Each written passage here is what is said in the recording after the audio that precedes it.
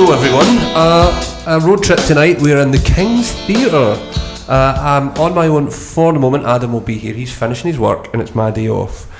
But I am joined with an old friend and a new friend. So we are here to talk to the guys who are doing On Your Feet. And so we have a percussion team with us. On drums we have Mr. Dan Hayward. Hello Dan. Hi, how are you? I'm good, how are you? Good, I'm lovely, thank you. Good. And on percussion, an old friend of mine from college, Mr. James Gorman. How are you, sir? I'm fine, how are you?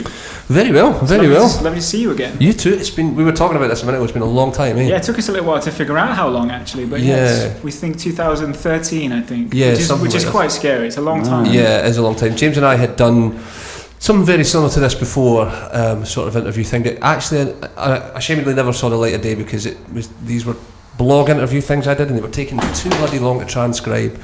So I think I still have it somewhere, man, so I might send it to you. It's probably going to be the same now, to be honest. Probably. Same story, same chat. So I think it's certainly somewhere along the line, so I'll try and find it and send it. So how's the show? It's been great, I think so far. It's a really relaxed atmosphere, which is cool. Okay. It's nice to have like a nice bunch of people and a nice vibe to the actual production as well. So it's cool to kind of not have any pressure or anything like that hanging over it. It's really nice. Yeah, the pressure was on at the start though. Yeah. If you remember rightly, there, Dan. We had to audition for this show, which was quite an intense situation, wasn't it? It was insane. The whole thing. Because I don't know about you, I haven't really auditioned for anything before. It's not something that's come up. No. It's a fairly new thing for both of us, I think. It was just the most surreal experience ever because we first of all it was an individual audition with one of the original Miami Sound Machine members called Clay Oswald, who was the MD in London. Right. So it was an individual for. I think did you have to do the individual one as well? Yeah. Well, I went in and played with. So yeah, I got asked to go in and do the audition, obviously, and. There was I don't know how many percussionists were there, but when I auditioned, I went in with a Spanish guy who just finished doing the tour in Holland. So I was like, man, this is not going to be my day, anyways. And so the two of us auditioned at the same time. So he played congas, I played timbales, and then we switched. Okay. But this was in front of the fixer and Clay Ostwald, so there was no hiding there. It was it was a terrifying day. But then if you kind of made it through that stage. And they sort of said, we'd like you to stick around or please feel free to go home kind of thing. It was quite, quite sort of cutthroat. And then they had us in bands. So we'd go in with a bass player, drummer, and we'd all kind of come together and they'd kind of mix people in and out. But while this was happening, Gloria Estafan had turned up to sit in and have a listen. Yeah. So the news kind of filtered through to us, and we were just sort of next door in the sort of cafe, which just sort of backed onto the studio. Yeah. And word kind of filtered through, Gloria is going to be here for the afternoon. So of course we didn't believe him at first, did we? No, I thought this can't be true. But sure enough, that we walked in the room and she sat there with Clay, and they're kind of chatting about the good old days. And I thought, I can't believe what I'm seeing here. So surreal. The whole thing was just so surreal. It really was. I think afterwards we all just sat. We went over the road afterwards, didn't we? Just to kind of calm down. Like, did that just happen? Like it's insane. But So the start was a bit hectic, obviously. But yeah, since then it's kind of just been a really nice run and good. It's cool. Is this the first time you guys have worked together? No. This is our third show together, I think. Evita was the first one. Yeah. We did Evita for how long was that? About 2 years? We did about 2 years together in the end, then you moved on, so we probably about 2 years on that together. Yeah, then we did, then there was this, when we went on to this, and then there was a slight kind of gap in the middle where we went to do WSide Story at Leicester Curve. Oh yeah. So we did that as well. Now back to this. So the third one altogether. So we've done quite a bit of playing together as a kind of unit kind of thing. Well, it's funny, isn't it? From my perspective, being a percussionist, I do get to work with some incredible drummers. Dan obviously being one of them. So stop it, come on, look at it. But I do see them. I do get to work with them a lot. So I see a great perspective. Sitting on that percussion chair, working with incredible drummers sat behind, doing their thing. So that's fun for me to kind of see that, because when Dan moved on, we got another drummer in, a guy called Rob Parsons, who was just, again, he's doing his thing. He's an unbelievable drummer. So I'm very spoiled when I work with people like Dan, from my chair. It's fantastic. So you'll have an empathy and chemistry now, I assume, having played together before. It's when you come into this, it just kind of slots in place. Yeah, I think so. There was never an issue with that. Sorry, can I get you to move? Oh, that better. Sorry. I'll keep turning. 1 second. Let me do this. Right. So, I don't think there's ever nobody's mentioned it anyway, unless they've been really kind. Yeah, right, exactly. There's never been anything like that I think we've had to contend with. It's always just slotted quite nicely. Right. But it's great. It's like the same with James. It's good to play with a percussionist who's kind of got an idea of what you both want to achieve. So you know the spaces where you can play and the spaces where you don't want to play to get in the way of what's going on. Uh-huh. It's great. It's a really good thing. I think it works really well on this. Yeah, it's always worked well actually. Ever since you started, when you start a new show, there's very little rehearsal. We're talking 3-hour band call maybe, where you just kind of play through. But most of that time is spent trying to get the click tracks to work, trying to get the aviums working. Very little time is spent playing. So the first time we played together was Evita back in the band call. Yeah, back in the band call. And Dan was on it from the second the MD pressed that first click. It was like, oh my goodness, this guy is unreal. This isn't going to be me just picking you up for however long. No, please continue. Yeah. But it was just like, oh my goodness, I need that boost today. Yeah. It was just like, this is just so easy to play with. You know exactly where you are. And again, as Dan says, the spaces where he goes, the spaces where I go, are kind of like we just allowed each other that time and space. Yeah. And what you did with that part when he first came in, just kind of brought it right up to date. Which made my life so easy. It's like, man, he's doing that. I'm going to basically just copy his fills and just kind of play with him. So the two of us, I think, have always worked well together. I guess, as Dan says, no one's ever said anything otherwise, but they're probably just not telling us. I don't know. We'll probably just go through a stage where we get no work in a year's time. It'll be fine. Yeah, it's fine. And that'll be, it didn't work. We'll still have each other though, Dan. We'll always have each other. Yeah, it'll be fine. Same Starbucks together. Yeah, exactly. Yeah. In silence. Complete silence. So, do you get to be colour on top of what he's doing then? Is that how this works? Yeah, Dan is like, meat and bones, and I just get to hit the wind chimes and a bit of tambourine, and that's easy. Yeah, no, joking. But, you've got a load of, so you play a load of like the hits that happen on stage and stuff, mainly absolutely. From you actually, aren't they? From they the are, and stuff. No, I think, this show especially, I think there's a nice shared role in that. Right. There's a lot of obviously Latin heavy salsa going on. Well, mild salsa we like to call it. No, I'm joking. But seriously, there's a lot of the salsa stuff going on. So Dan's laying down the groove, which gives me the chance to kind of play the timbales and play the salsa stuff. But when it comes to playing the hits with the dancers on stage, a lot of that does come from me. So it's a heavily involved pad, but in fact there's no easy chairs on this show at all. Everyone's really having to give it all the time. Yeah, I can imagine it's quite high energy as well. It's good. I mean, speaking about those hits, it was a really weird thing because when we both got the gig, obviously me and the assistant MD at the time, who was now the MD for the tour, a guy called Danny Belton, we were in rehearsals for 6 weeks with the cast. Right. From when the cast, I think Danny was in on the first day they all met. Right. And I was in on the second day. So we had 6 weeks of playing through with all the cast, learning the dance routines along to us, which I'd never experienced before. Usually it had just been like a single band call like we had for Evita, and then gone into the show. But for this, it was a full-on process of like 6 weeks of rehearsal before the rest of the band came in. So in rehearsals, I had to play all the hits that James has to do as well as the kit part. Right, wow. Okay. But then when we got to the band call, he's showing off now. But then when we got to the band call, I just carried on playing the same thing. The MD was like, no, that's there now. So you just keep it as simple. I should basically just keep it as simple as possible, so that everything else can kind of move properly on top of it. Right. Because it needs to be too complicated, especially when there's and the dance routines in this are ridiculous as well. They're insane. They are. So I think they just need it to be as solid as possible for them to be able to do their thing, I suppose, without kind of over complicating it. Basically. Yeah. I know James would have done a lot of Latin at college, especially with guys like Dave Hassel. So I'd imagine you've quite a strong foundation already coming in. Yeah, well, I mean, I'm constantly trying to get better. I think when it comes to playing percussion, there's just so much you're expected to do. So many styles, so many instruments you're expected to learn. And be kind of on top of. So, for example, we're doing this, which is congas, timbales, bongo, all that kind of Latin stuff. And then, we went off and did WSide Story, which is 4-mallet vibes, timpani, xylophone, So I remember thinking, I can't remember even how to play this instrument anymore. So, it's difficult to kind of keep on top of all that stuff. So with the Latin stuff, I'm always trying to improve. But the foundation did come from college, working with Dave Hassel. And I did get the opportunity to go to Cuba a couple of years ago. The timing kind of worked out well, because if you remember, Dan, we were touring Europe with Evita at the time, and do you remember they had us booked to do a couple of countries, and for whatever reason they kind of just pulled out these places. So we ended up with about 5 weeks where I think we were still being paid to be on the tour, but we weren't working.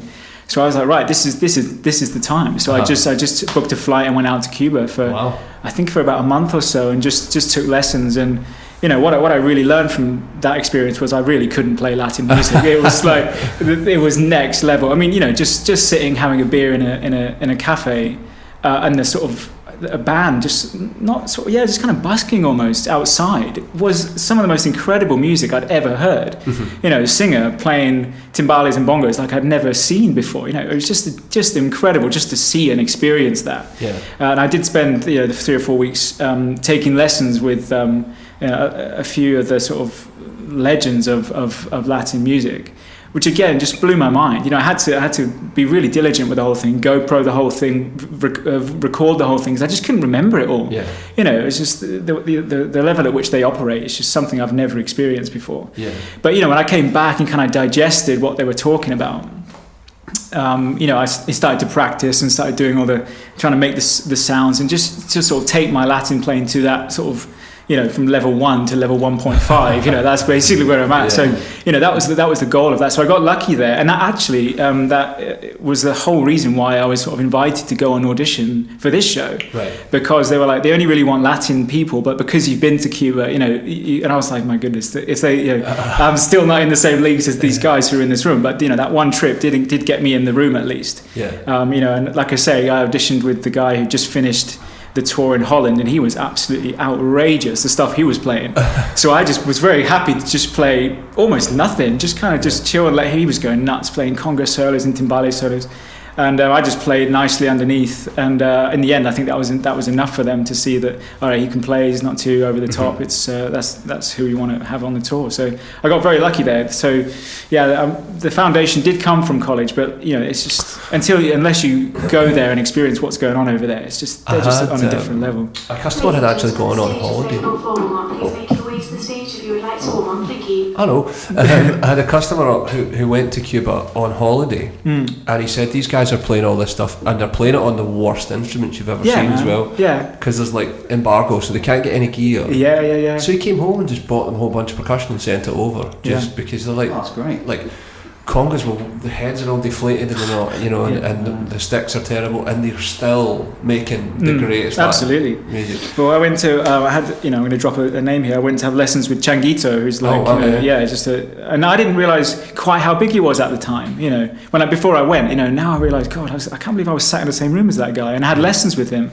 But he brought out these like, you know, these congas, which are basically like barrels with heads on, and the sound, I was like, it sounds like me playing on an upside down bin. I was like, I can't get anything out of it. He just like, you know, give it to me, and the stuff he played, the sounds he was making on these dreadful instruments are just outrageous. You know, so I think, you know, that's something that, you know, I've always, you know, not using it as an excuse, but you know, I need the best gear I can get to make me sound like, you know, I've got any idea of what I'm doing, basically. Dan, did you have a background in this before you started playing it? To be completely, I've done the odd like small group thing where there'd been a bit of like Latin stuff on it and things, but again, it was just kind of a minor exposure at college, really. And then when it came in, I'd obviously heard her music before as well. Like my parents were obsessed with Gloria Estafan, so like when I was growing up, it was all listening to a lot of that stuff anyway as I was growing up. But in terms of like going to Cuba, I haven't had the chance, unfortunately. I'd still love to go at some point, but it's been a learning curve, but it's good because you always kind of want to be learning anyway and constantly developing and things. So it's been cool to kind of listen to it and apply it with the people who actually wrote it as well, which has been the most surreal thing. But it's been okay, I think. It's there's a lot of stuff in this from the kit chair perspective anyway. It's a lot more poppy. There's obviously some like heavier Latin ones, like Meteor is like a really heavy Latin tune. There's Tradicion, which is pretty mental but really good. But the rest of it's just really, really nice, solid kind of pop grooves, really. Okay. So it's kind of a nice balance of the two. I'm still trying to work on it myself. Like James said, you always got to try and develop. So it's good. It worked. That music always struck me as it's just the interlocking of all the parts has been one of the hardest things to actually nail down. Playing kind of Latin music, you know, especially if you have to take the bass drum off one. Yeah. we're so used to that grounding. Yeah, exactly. The minute you take it away, it could, like, would you have done samba at college? Did you ever do any work with Mario? Yeah. And No, I didn't get the chance to do it with Mario, actually. That would have been fantastic. it was a roast. Yeah. When Mario Caribe was one of the lecturers, and he's Brazilian. He's a bass player. Oh, awesome. So we would do a whole module on playing Brazilian music. Oh, great, man. And like, it's amazing, man. But the first day where he's like, no bass drum on 1, and he'll tell you you've turned the beat round, and you don't even know you've turned the beat round, and it's like, oh shit, this is hard, man.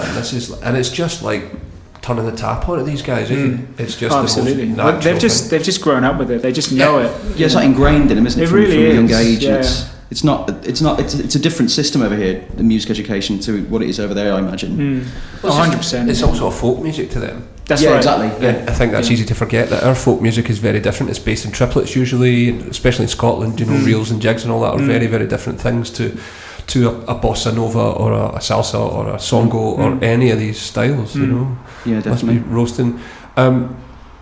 How have the houses been? Have they been receptive to it so far? Yeah, Good I think so. houses and It's been great. I mean, especially I think the most recent one, which was awesome, was Liverpool. Yeah, they loved it. They went mental. Well, actually, It was saying that, great. last night here in Glasgow, we opened our first show here last night. Pretty much full house, I would have said, and they were absolutely loving it, man. Right. Absolutely loving it, going crazy, and it's so lovely to see that. I certainly know the actors feel the same way. yeah. To get that energy, you know, sometimes they have to work a little harder to get people involved. But you know, once you know, this is a show that seems to work really well. A lot of the times with these jukebox musicals, they kind of have the songs, then they write the story, Right. and they kind of like meander so that the two kind of match up. Yeah. This show seems to work really well as a show. The story is, you know, it's her rise from, you know, from nothing to this huge global megastar, and the music kind of tracks that Right. journey quite nicely. So the story itself and the show is so easy to get on board with, and you know, of course, when we start playing, you know, the end of Act 1, when we hear conga for the first time, you know, everyone's going absolutely nuts. They love it, and of course, at the end, you know, we sort of give what would have been the concert, you know, a real concert. So you've got the band on stage, all the dancers, Gloria's up front, and Emilio, and they're just, you know, the audience are up on their feet and they're dancing and singing. Amazing. You know, it is a great show, and people seem to really, really enjoy it, for sure. It's not normal really for the band to be involved in the story, is it? Unless it's something like Dirty Dancing, but typically we're tucked away.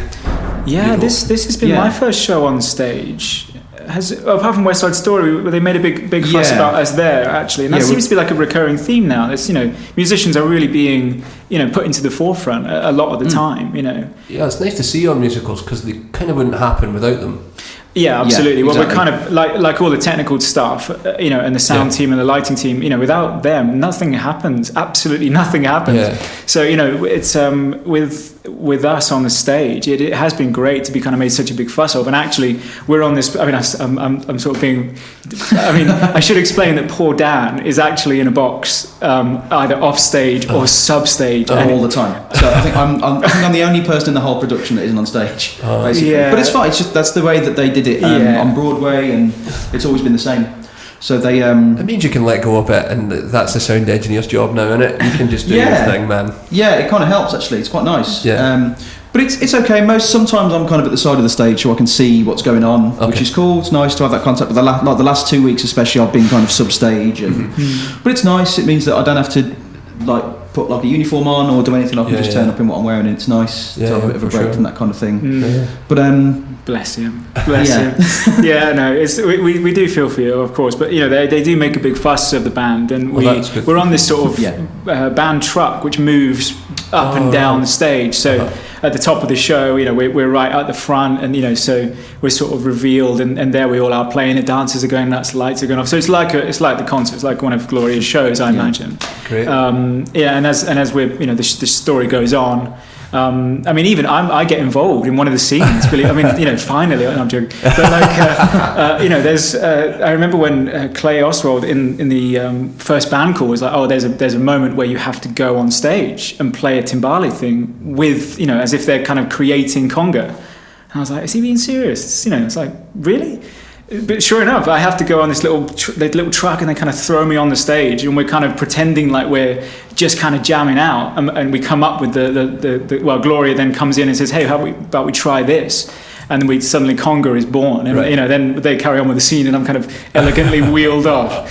So for me, it's like I'm involved, a lot more than I ever have been on a show before. Great. But yeah, it's nice to be involved, and nice to be on the stage for this sort of thing, you know. And even in West Side Story, we were put up on this huge band riser. I mean, that was special anyway, because we got to work with a full orchestra almost. It was like... Yeah, it was 16, I think. And this was just so rare to work with such a big orchestra. But they had us up on this sort of high riser, and then we were revealed at various points, and, that's a nice thing as well. It's just nice to be sort of part of it, as opposed to, the audience can kind of hear us, but they never really see us. And, as we were doing the play out, their kind of coats on, off they go. But in this one, it's the opposite. We actually get we get the last ovation at the end. All the actors are gone. The band truck moves down. Dan's obviously... Yeah, yeah, so they can always hear Dan. They can always... the booth crying. Exactly. He bows in the box. He does. Every night. Yeah. Bless him. No, so and we moved down, and we sort of, play a little bit, and, it is nice. It's nice to be a part of this show from that perspective. Is there... So you've obviously both done heritage shows as well, because WSide and Evita are long-established shows within the canon. Yeah. Is there a difference in the way you have to play modern shows versus the way you approach heritage shows? Because I would think to sit on the WSide chair, there might be a little bit more pressure from what's come before and all that kind of thing.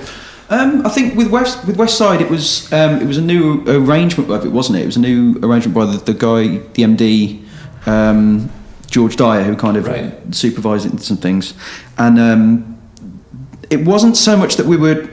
Obviously, it's a massive production, so you're going to have some influence from what's gone before, because it's a really influential part. It's part of rep as well at college and things like. There's some things you just don't mess around with in that show. Yeah. But as it was a new arrangement, some of the actual production itself was a bit edgy and things, so they wanted us to.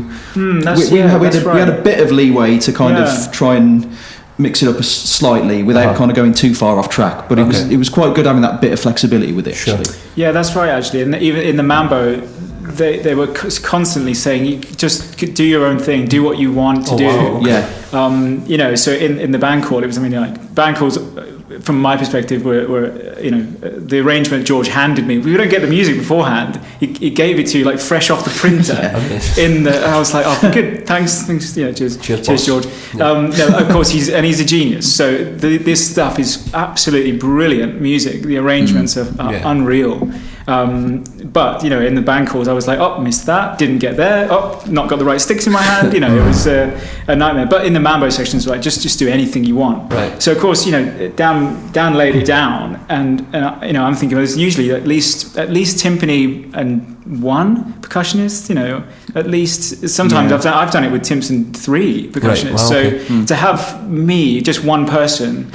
Trying to kind of get all those sounds you're kind of expecting to hear, that was tricky to work out what I was going to do there. In the end, I sort of had the timbali pattern going, a sort of a bongo pattern, and I had a clave on my foot too, just to kind of give it a little bit more sound, because it's just two of us. They wanted this huge, we wanted massive, and I'm thinking, well, there's only so much we can do. We can't play everything, but I think between the two of us, we worked it out so that it did sound. Quite authentic, but three sort of quite modern, up to date. I would say quite sort of flamboyant would be a word, maybe just a little bit more kind of out there than the sort of diggy diggy doggy doggy diggy diggy, the kind of the bongo patterns that are written, and which there's nothing wrong with those, of course. I think that was they did let us kind of go nuts on that a little bit. Did they modernise the production, or was it still sort of 50s? Yeah, no, man, it was contemporary production. Yeah. The set was. Well, the set was incredible. Man, it was like a 3-story. Yeah. It was like when you see a building being built, you see girders, girders. It was basically like one of those with some platforms on it, but it was 3 stories high. So when they wheeled it on, this thing was huge. Yeah, and they really wheeled it from off stage to on. It was like it's huge, like I don't know, it's a massive construction moving onto the centre of the stage. It was amazing. Yeah, it was insane. That sounds bonkers. It sounds that's a lot of pressure. Like to firstly to play that many instruments, and secondly to try and create a 4-section sound with two of you. It's a lot to think about. Yeah, well, he'd basically, like, there's a few things written into the kit part that aren't stereotypically in the kit part. There was loads of extra things written in your part. Yeah, you had to try and navigate. I enjoyed that in the band calls. Yeah, that was great. It was hilarious. It was so funny. It's funny because I don't think anybody gets your level of facility to just pull that out. Like you handed the score on a band call, and then you have to produce that like quickly, because tomorrow maybe band call 2, then Wednesday we're in rehearsals. Yeah, and that's basically how it is, because they don't want to keep paying you for rehearsals after rehearsals. They want you to do. We had maybe 2 or 3 band calls, I can't remember now, and then straight into tech, as you say. In fact, the 2 of us were called into tech for the whole. When I say tech, I mean they go from cue to cue, on stage, teching lighting, teching sound. So Dan and I were fortunately in for that. So we actually got. I certainly got a chance while they were doing that to kind of think, what on earth am I going to do in these sections and whatnot. But I think between the 2 of us, we got it done. And that's not the first time that's happened either. I think. The 2 of us. You're a very, very fine percussionist. I have to say that. So I'm just bigging him up here. But so how much did that cost him? Yeah, exactly.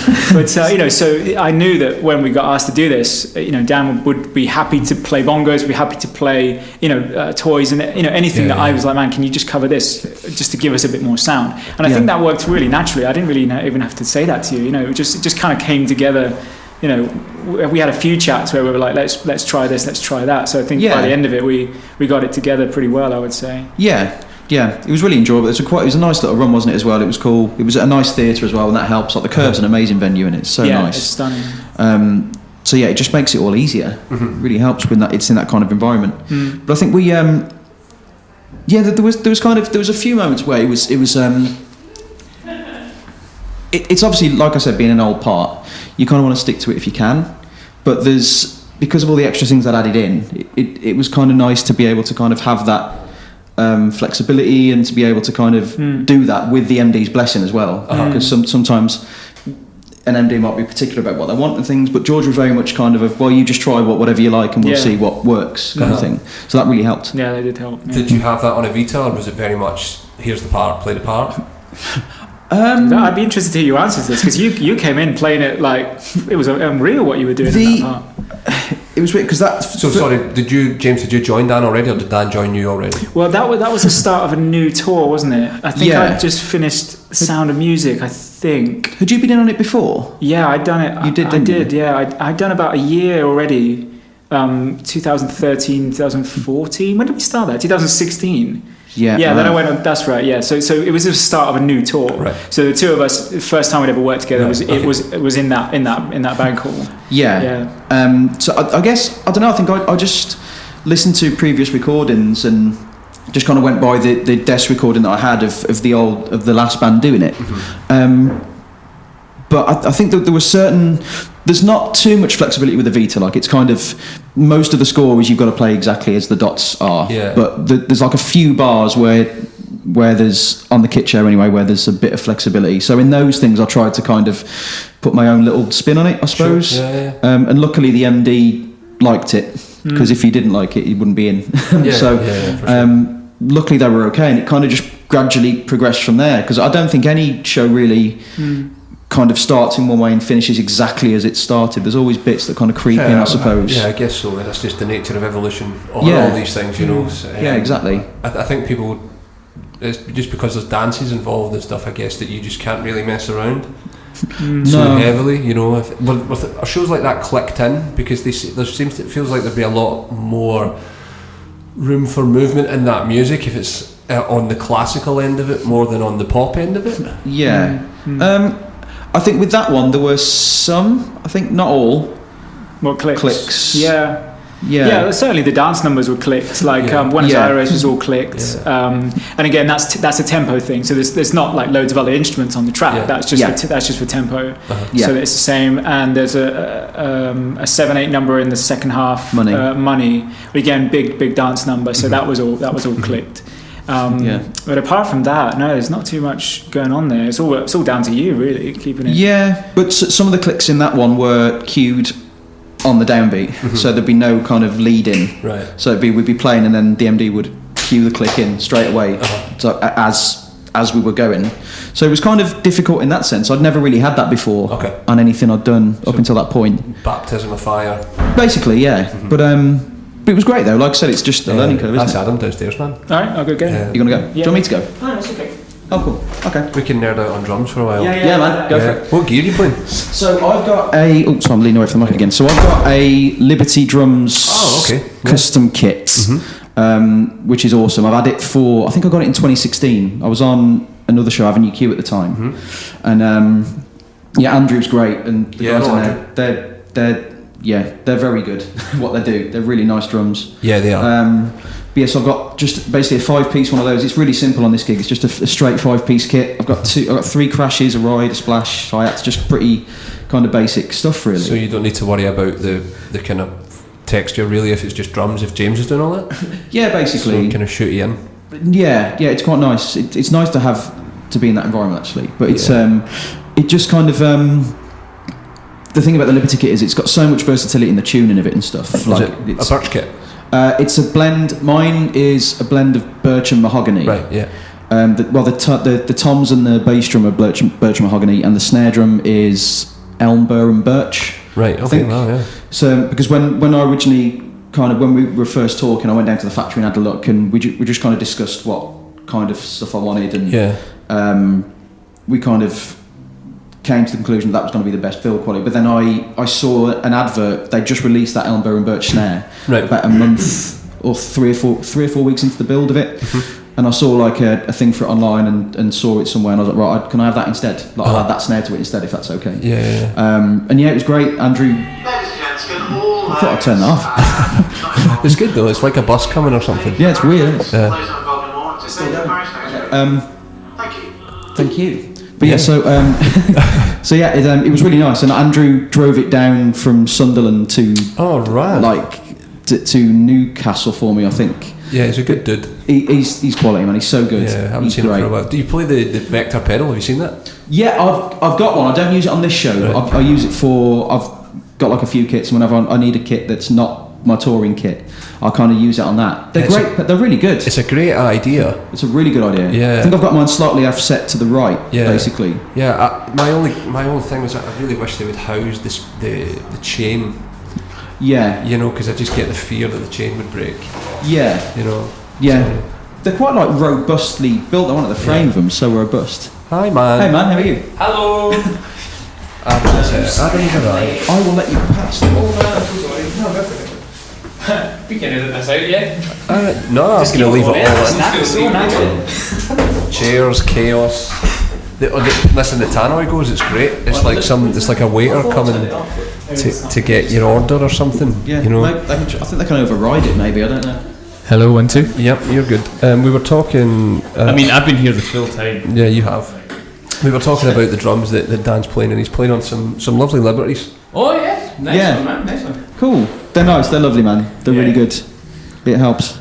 But yeah, it's like with Andrew, man. Like he knows what he's doing, and the guys down there are great, and it all just works nicely. It's good. So, what's your setup for this show, James? Because I'd imagine you've got tons of fun. Yeah, it's quite a lot going on. I've got sort of stand in the middle to my left. I've got a pseudo set of congas, bongos above those, timbales with sort of blocks and bells everywhere, and then on this side of me a djembe, and then up here I've got sort of I'm saying up here like people can see what I'm doing. just to my left is wind chimes and sort of those sort of colourful noises, some of the sort of dream sequences and whatnot. There's a lot going on, and because in London there were 2 of us, so we had the luxury of having a very, very incredible percussionist called Dave Patman, who is just a legend, absolute legend. So to sit next to him for 3 months was like a schooling, schooling every day. It was incredible watching him play.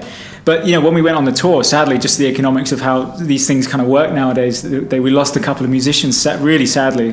So I sort of absorbed a lot of his stuff as well to kind of make it, a bit more of like just sort of one percussion pad, really. So that was fun to kind of go through that process. But yeah, there's tons of stuff in there, loads of lovely stuff to hit and be getting on with. Ladies and gents, if you're involved in Paris notes, please make way to the stage. So that's the waiter. Oh, that's amazing. Yeah, he's coming in. take your order. He's almost like a fifth to this podcast, really. He should have a shot. We should bring him in. Yeah. I'll have it. So then, would that have been parts being doubled up that you had to then absorb? If you were playing with Dave for that long, were you doubling, or was it separate parts? No, it's separate. So separate lines. So I was percussion 1, he was percussion 2. Right. So on the music, we had sort of 2 in my line and his line. Mm-hmm. A lot of the time, if I was playing congas, he'd be playing a shaker and a tambourine on 2 and 4, sort of in the pop numbers. So it wasn't so difficult to kind of like, what are you going to keep, what are we going to get rid of? Because that obviously wasn't my decision, whatever happened there. But they were like, would you rather play congas live or shaker and tambourine live? I think I'll play congas. Thank you very much. So it was nice that I kind of got to be involved in that process. But they didn't say just play your line and we'll figure out what to do with Dave's line. They sort of said, let's try and bring the 2 things together, or would you prefer to do that? And so it worked quite nicely. So it was a nice Did they put anything on track?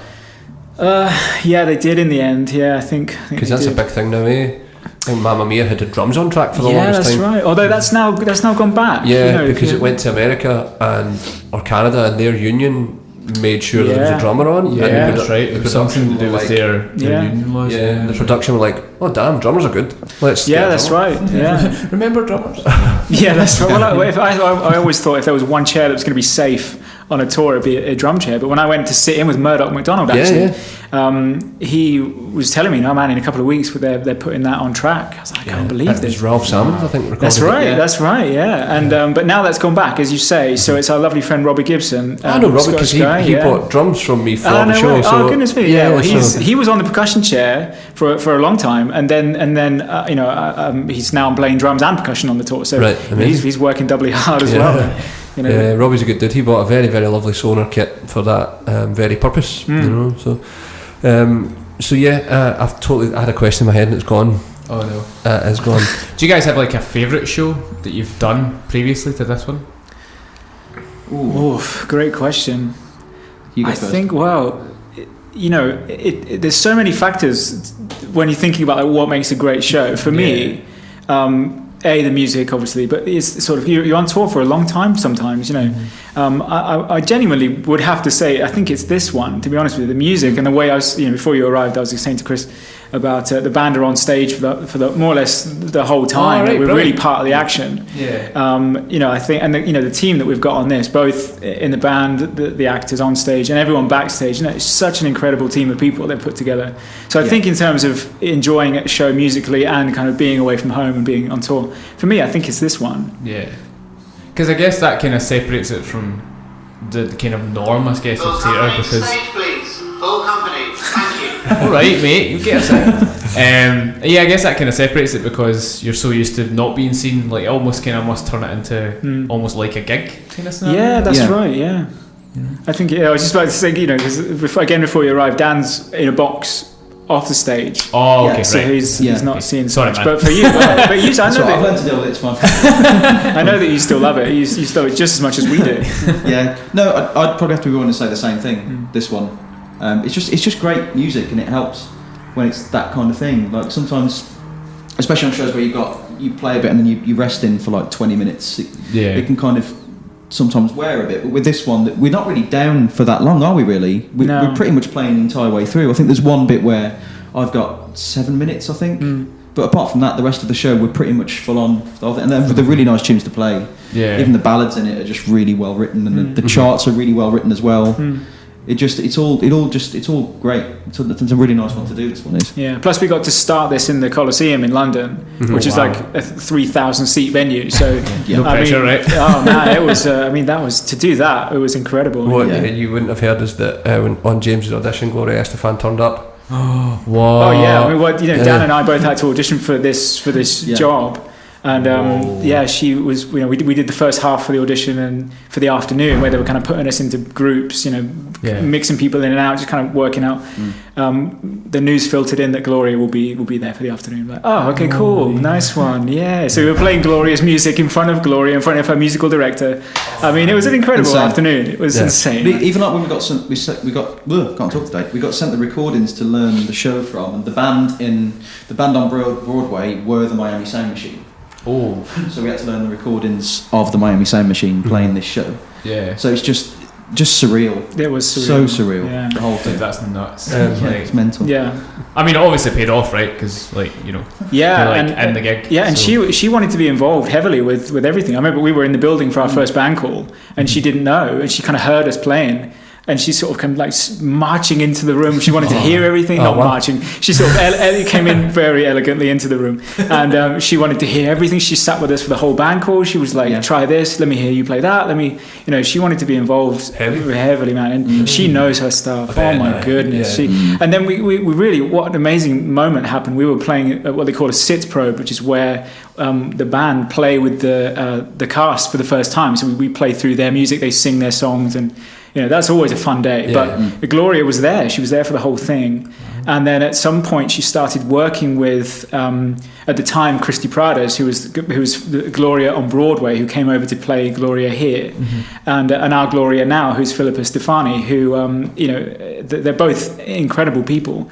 And Gloria was working with them on her songs. Like, when I wrote this, I was thinking about this, and I was just sat watching it. I cannot believe what I'm watching here. This is really an incredible moment that you're just never going to forget. Right. And I think going back to the question about what's the best show in terms of like the memories that this has had. I just think I can't believe some of this stuff really has happened. But that was a really special moment to see Gloria working on her music with the cast. That was really, really amazing. Yeah, she was so giving, wasn't she? She was so generous with her time. I mean, and like She was her lovely. energies The and whole everything. Bet. She was great. She was lovely. James, you won't know Adam, but James is also a pretty accomplished drummer. Oh, yeah? Yeah, as well as a Come on. percussionist. Stop. And he was already, when we were at college, you were already heavily involved in playing drums and shows and things. Yeah, that's great. I was thinking about that today actually, because aside from, because I did a classical percussion course at what used to be the RSAMD, which is obviously now the RCS. So I did my 4 years doing all that stuff.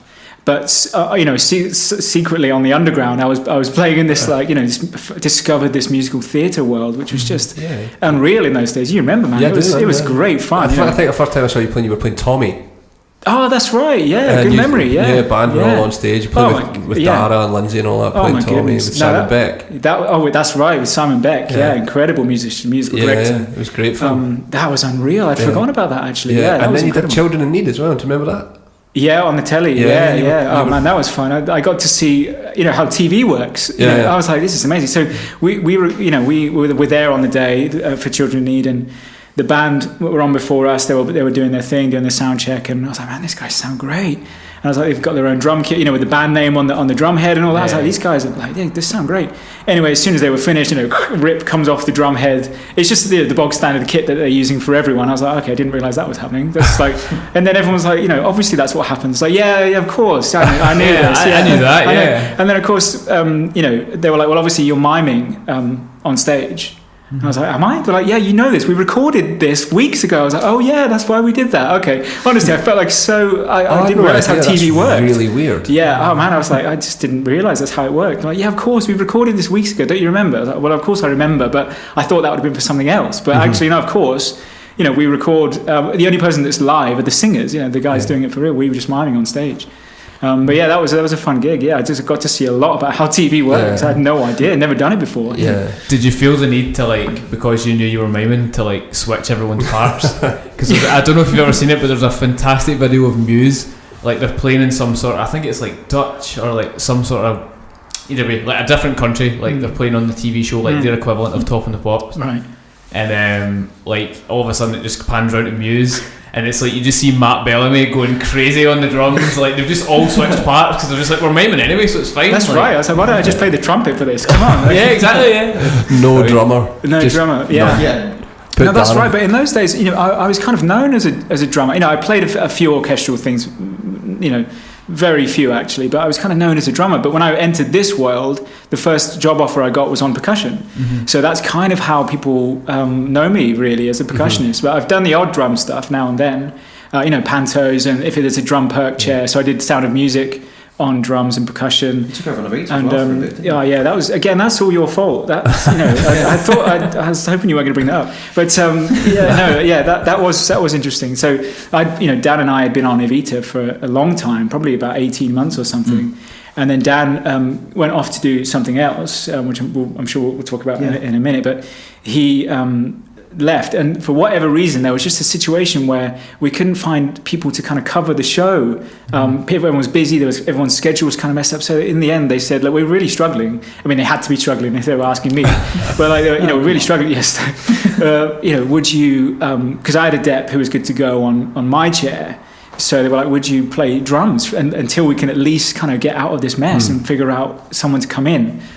And we're talking this is a Friday, and, we start the next venue on the Monday. And I was like, man, I don't know. Because I've sat next to Dan for 18 months, but, when you actually listen to what he's playing, I'm like, man, this is outrageous. There's no way I'm getting near this, So I thought, I could make this situation a lot worse than it actually is by saying, yes, I'll do it. Because we have, my dep was great, he was all fine, but I might come in and completely mess this up. Because actually we're in even a worse position than we are now, not having a drummer. So, I thought about it and thought, all right, at least I know the music, I know it inside and out. So, I mean, if I get really stuck, at least I kind of know what's going on, know where we're starting and stopping and clicks and whatnot. So in the end, it was okay. It was all right. I think I got away with it until someone else. Yeah, someone else. I think came in and to relieve me of my post. But I went back to percussion world. But yeah, no, it was fun. I enjoyed it. It was good fun. It was good. Yeah. But thanks for dropping me in that one. What did you go and do then, Dan? So I left that one at the time to go on to the Saturday Night Fever tour. Oh, okay, cool. Oh, that must have been so much fun. It was awesome. It was really good stuff to play. And they changed the production up slightly. So I think in the original production of it, it was very much like the cast was singing everything, and it was like a normal musical is. Mm-hmm. But when the production I did, they had 3 guys. The band were basically on a platform at the top of the stage, and they had 3 guys who were sort of playing the Bee Gees. So whenever we had a song come on, they'd come on and sing it. The cast did sing some things along with it too, but they wanted it very close to the original album. I think they had something where it was either the stems or the filters or something they'd used on one of the original albums for it, so it sounded very close to that coming through the system. So out front it was great. I had to drop the kit down, tuning wires and stuff, just to make it sound like the album and things. But it was a great play, and it was a really good band on it as well. It was really nice. But it was just a bit weird to have that thing where it was basically the band were kind of on one bit, the cast were a separate entity, but they'd occasionally just sing backing vocals. So it was quite nice to do, and the music's awesome. You can't complain having that gig really. Yeah, quite a nice thing to play. Yeah. But then I think after that, while you were still on doing the Evita thing, I left and went to Joseph after that. That's right. And then when I left Joseph to come on to this, it was Dave Stewart who took over from me. Who's a legend. Absolute legend. Yeah, for sure. But yeah, so it was quite nice to kind of have a bit of variety and do all that kind of thing. It was good. It keeps it fresh for yourself as well. Yeah, it's nice. It's cool because obviously there's no getting around it. You're playing the same show every day, so you want to try and keep it as fresh as you can. And luckily, on the shows we've been on, we've had, I've probably mentioned it quite a lot already, but we've had quite a lot of flexibility all the times we've gone in to do this kind of thing. So we've been quite lucky in that respect. Really. That's right. Yeah. And I guess for the two of you, because you have played together so often as well, you kind of know each other kind of almost inside out in that kind of way, because you know what will work better between the two of you and how you both work as musicians. That's cool. Yeah, that's right. Yeah, I've never ever had any sort of worries or issues. Whenever we work together, I just know Dan's going to be absolutely exactly where it needs to. Oh, come on, look at his face. It's come on. But it's always going to be exactly where it needs to be, which for me is and in fact for everyone in the band, it's just so easy. Bass players, everyone knows what's going on, and in terms of what I'm playing on percussion, it's Dan does make life very easy for me, I have to say. Look at his little face. He's like, oh, come on, stop. But we do. I think we do work well together, and we've been lucky, in fact, that we've been able to kind of move from show to show together quite a lot. Actually, it's worked out well. Yeah, it's been nice. Is there always a takeaway from each show? So you move on to the next show, and you take something from the last one to bring with you musically. Good question. I'd say so. I'd say it's more just because you've been touring for a while, hadn't you? Before we kind of met. I'm still kind of fairly new to the musical theatre thing ish. I've only been doing it since Evita was only my second show, which was 3 years ago. Okay. So I suppose every experience is just a learning curve still for me. It's kind of like learning to play with clicks and the tech involved on some of the shows and things as well. you're always just constantly trying to improve and learning stuff, and having to deal with playing the same show every night as well. Like it is something that you need to get used to, because I know some guys who wouldn't want to do that and do the same thing every night, but it's an art form in itself, so I think it's really cool to do. But yeah, I suppose Dave's talked about that a few about, like, not a lot of guys are willing to do the theatre stuff, but they're not wanting to necessarily tour it all the time, you know. I suppose it's one of them things, really. I suppose you've got to have a certain kind of mentality for it, I think. But it's great though, like, especially with a show like this, when you've got flexibility and you can change it up within reason, like if you want to and stuff, which helps. But yeah, for me it's just trying to learn from each show and trying to apply that, really. I think, basically. Yeah, I think from a sort of percussion perspective, I think that's a massive thing, because quite often, you know, you play shows. I mean, you know, a real contrast would be from, I mentioned it earlier, going from On Your Feet to West Side Story, you know, which is, the two things are, in terms of instruments, they're sort of worlds apart, really. So for me, it's, you know, getting all this stuff ready, the Latin stuff, the conga stuff, timbales, and then moving on to West Side, I was like, actually, this will really inform what I'm going to play in that mambo section of the dance at the gym. You know, while I'm trying to remember how to play Four Mallet Vibes. You know, that's a good. Yeah, at least, you know. But then again, it's nice because you know, you kind of freshen up those skills as well, because I hadn't played Four Mallet Vibes for a long time, probably since college. It just hadn't come up, you know. Four Mallet Marimba stuff had come up a fair bit on various things, but, you know, the vibe stuff hadn't really happened, so it was nice to kind of revisit that and kind of freshen that up and then go back to this. So, you know, so everything's kind of, I think from a percussion perspective, it's trying to keep everything as sharp as possible, which is very difficult, because, you know, you can't have a studio on tour where everything is set up and you can kind of go in and play. So it was nice to revisit those kind of the classical skills as it were, like I learned at college, and then kind of revisit that world. That was nice. And then moving away from that, coming back to this, you know, it was. It was nice to kind of be back in that sort of, like, okay, cool, back in the Latin world now. Can put the Four Mallet Vibes away for a little while and come back to those later. Thank goodness, you know. But, I think you do take a lot from show to show to show. I think it's impossible, you know, and the way things are going, who knows what's going to be coming up next. I mean, you know, I've sat in on, and you know this as well, because you've sat in, I think, on Hamilton. Am I right in saying? Yes. Yeah. And you know, with Tim. With Tim, exactly, and you know, from the percussion chair. Which is the amount of technology that's involved in that chair is unreal. Like, he's firing clicks and he's firing, you know, things that really make the show happen. And I sat in on Kinky Boots, which was the same thing. And I remember thinking at the time, this is unreal. You know, the drummer on Kinky Boots, I was like, man, the part's hard enough. But he was firing the clicks from this side of the kit. I'm pointing to my right, and then this side of the kit. I was like, this is unbelievable. You know, so you just never know what you're going to need going forward. So, you know, I think it's always important to try and take something from one show to the next. You know, because you just never know what you're going to be asked to do next. You know, these pads and these shows that are coming out, you're thinking, oh man, where's this going to end? It's funny. It sounds like a lot of the stuff you learn is stuff that you can't learn at college. You know, I loved my musical education, and I'm sure you guys did as well, but I don't think it ever actually preps you for going out and working. You know, so learning how to navigate just an ensemble of people on tour for a year, and learning how to, like, stay healthy, and learning how to, you know, like, get tuned into playing the same thing every single night, because that's really hard. Yeah, that's true. I hadn't thought about that. That's true. Yeah. You know, it's like, I don't know that any college that has a class in playing the same thing. Yeah, you know?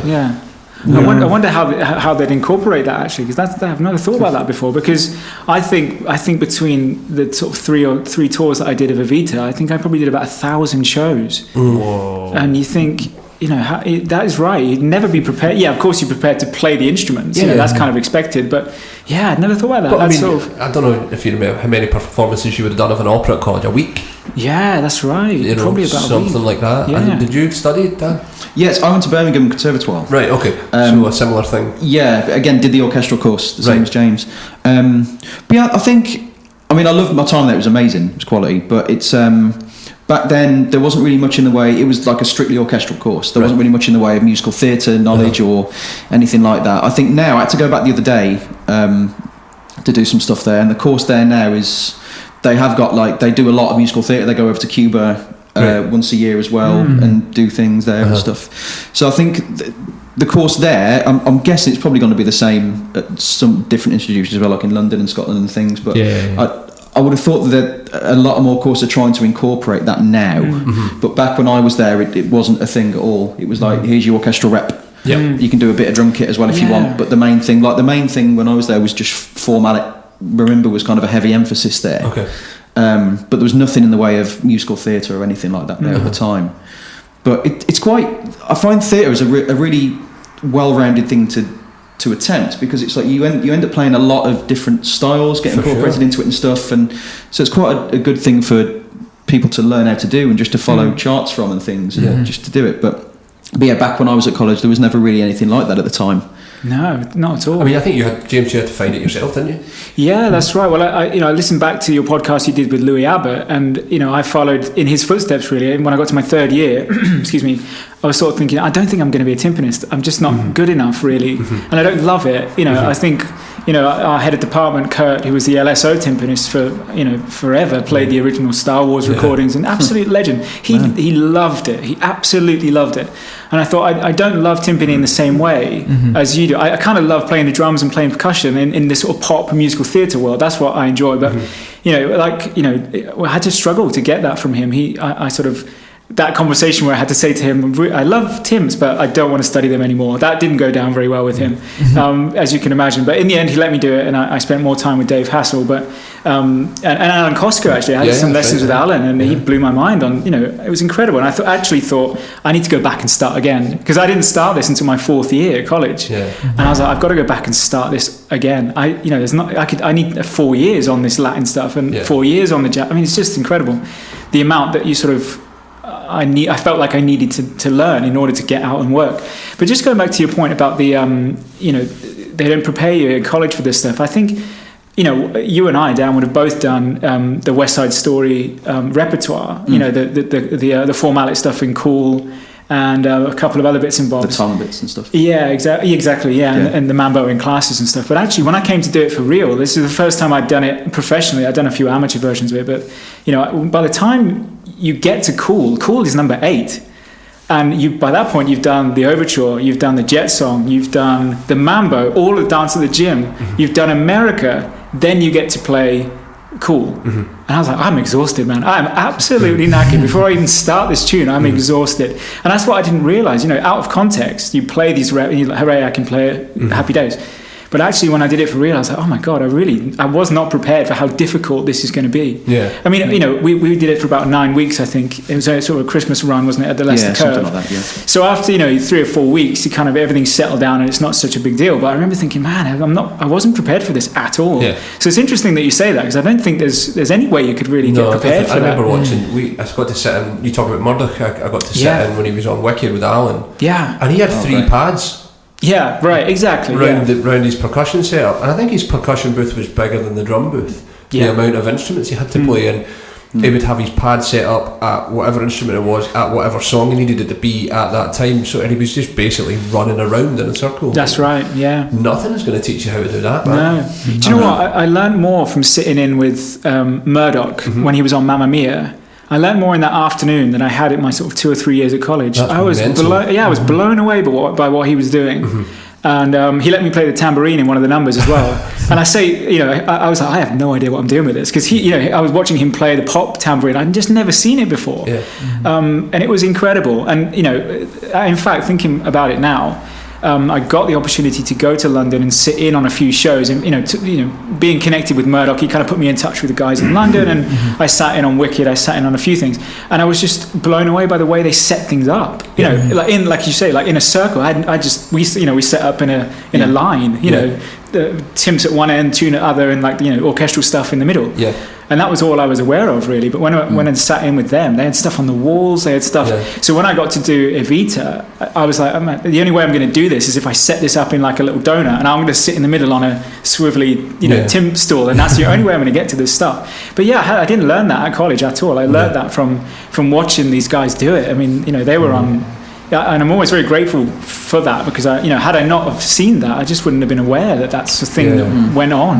Yeah, it's kind of bonkers, really, isn't it? It is, and I wonder whether people are going into colleges now. I mean, I've been in and done a few classes in colleges. I've been to the Royal Welsh and Trinity, and they were quite receptive to these classes. And I wish that I'd have had that growing up in the college. But Adam, I wonder if you would, because Adam went to college rather than university. So, and I always find colleges to be more geared towards pushing people into work. So you can maybe tell me if that's true. Well, yeah, like my experience certainly in the theatre world was, the course I did was a rock and pop course, but there was also, like, separately from that, a musical theatre course.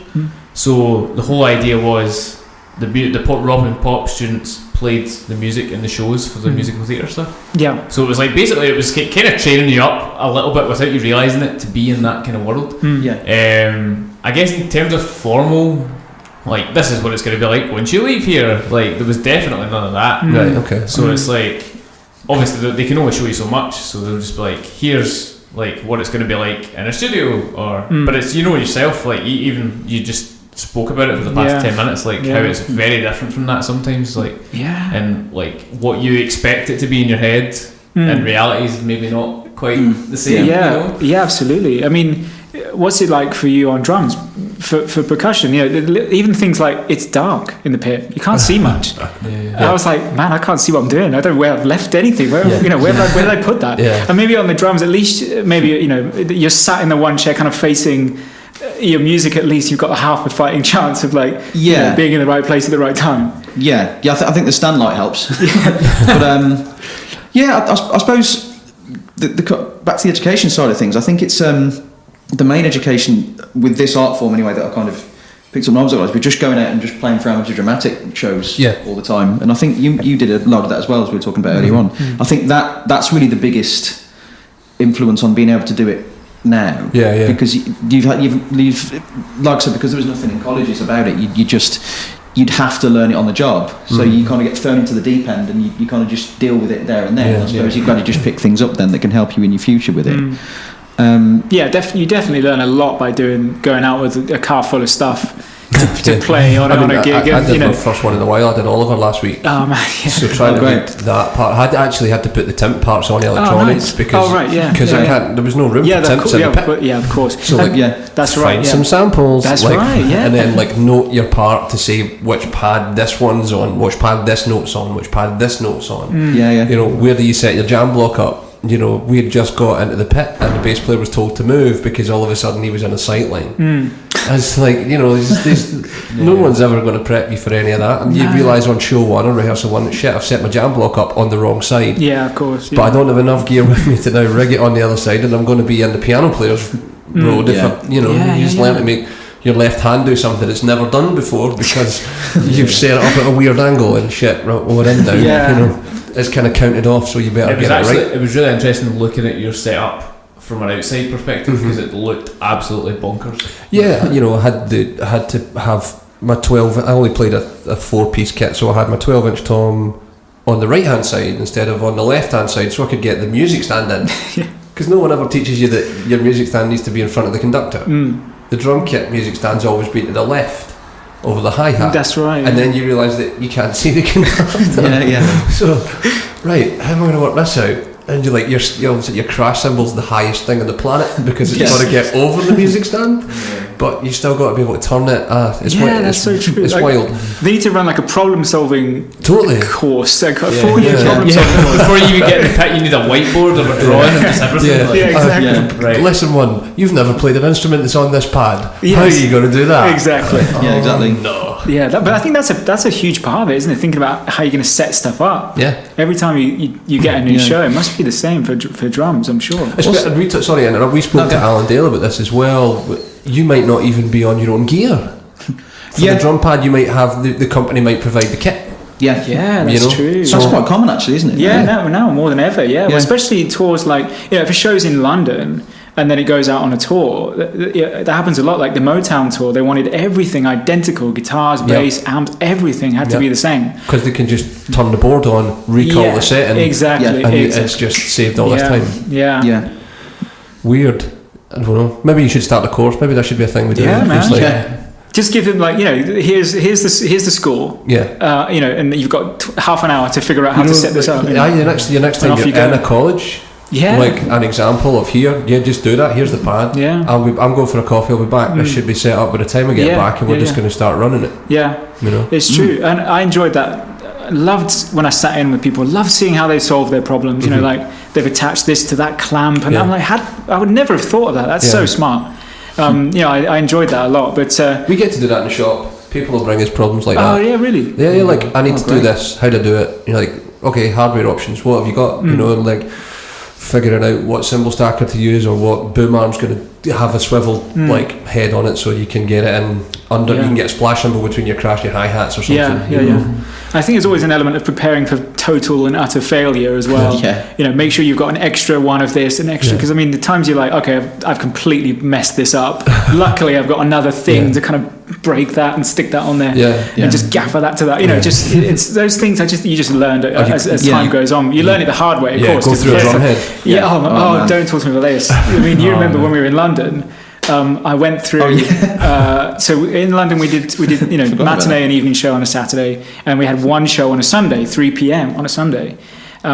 Saturday night evening show, having a great time. I think there's about a 4-bar little timbale solo at the end of the play out, and I'm having a lovely time. And just before we get to this, I don't even know how it happened. I split the 15-inch timbale head.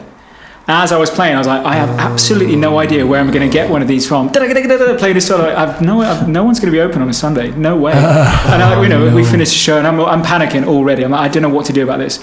Long story short, I spoke to a few people, sent a few messages to the guys in London. Matt Whittington, thank you very much. He's on the Thriller tour. It's from half-hour call you up there. Half an hour call. Half an hour call. Sorry, he's on Thriller in town. He said, I've got one. Yeah, no worries. But I can't meet you until I've got family stuff going on. Yeah. I can't meet you until 10 to 3 tomorrow. Our show starts at 3. Shit. I was like, man, this is my only option. So let's do it. And he's like live tweeting me. I'm at this on the tube coming in. I'm like, I'm at this station. There's a delay. I've had to run upstairs. I was like, I don't think this is going to happen. So I had to tell the guys, like, I will be back to play, but there is no drum head on this drum at the moment. So fortunately, he was a total legend. He sort of ran up the tube steps, handed me this drum head. I handed him a bottle of wine to say thank you, and I sprinted back and just put the head on, and off we went. It sounded dreadful, but there was a head on the thing. But I learned the hard way that day. Oh my god! So now I've got spare heads for absolutely everything, because that cannot happen again. No. I was just like, I don't know how I'm going to solve this problem, but it happened, and it's just one of those things. In a way, it's almost like good that it happened, because now it's made you like, oh shit, I'd never want to be in that position ever again. I bought 3 of everything. Like, spent my weekly salary on like spare heads. I did a similar thing on a wedding gig one night. The first dance, first hit of the snare drum, and I've never seen a drum head split in half like this. It like literally went in half. Yeah. And I was like, oh shit. Naturally, of course, spare snare drum in the car. Where's the car? Yeah. 20 minutes away. Oh no! So what I had to do was, for the first half of the whole set, flip the drum over and hit the resonant side. But I was just like, right, ramp the gain up in this snare drum microphone, and I'm just going to tap it, and hopefully out there it sounds like I'm nailing it. Like, come on, please. But it was horrible. I snapped a pedal spring halfway through a first set with no spare.